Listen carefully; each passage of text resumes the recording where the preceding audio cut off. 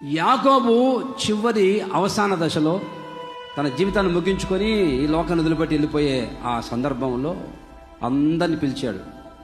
తన కుమారులందరినీ పిలిచి అందరు వరుసగా నిలబడ్డారు. తండ్రి కూర్చున్నాడు, కుర్చీ మీద కూర్చొని పెద్ద కొడుకు రూబేన్ దగ్గర నుంచి ఒక్కొక్కరిని తండ్రి చివరి రోజుల్లో తన కుమారుని దీవిస్తూ ఉన్నాడు. ఎవరి పేరు తగ్గట్టు వాళ్ళని తండ్రి యాకోబు దీవిస్తూ ఉన్నాడు.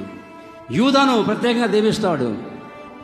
యోసేపు దగ్గరికి వచ్చేసరికి అంటాడు, అరే యోసేపు, నీ తండ్రి అయిన యాకోబు ఏ దేవుణ్ణి కొలుస్తూ ఉన్నాడో ఆ దేవుడు పరాక్రమశాలి అయిన దేవుడు. యాకోబు కొలిచే దేవుడు ఎవరు? పరాక్రమశాలి అయిన దేవుడు.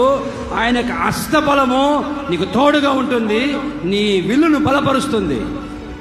ప్రపంచంలో కొంతమంది మనం గ్రేట్ అని పిలుస్తాం, అలెగ్జాండర్ గ్రేట్ అని పిలుస్తాం. ఎందుకంటే ప్రపంచం అంతా జయించుకుంటూ వెళ్ళాడు కనుక అలెగ్జాండర్ని ఏమంటామంటే అలెగ్జాండర్ని గ్రేట్ అని పిలుస్తారు.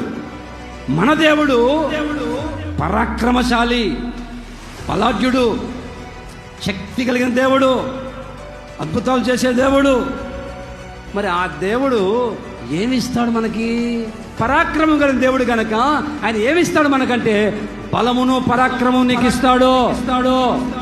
బలం ఇస్తాడు, పరాక్రమం ఇస్తాడు. ఆయన పరాక్రమం కలిగిన దేవుడు నీకు కూడా పరాక్రమం ఇస్తాడంటే నీకు బలపరుస్తాడు, శక్తిని ఇస్తాడు. ఆయన బలాఢ్యుడుగా నిన్ను మారుస్తాడు.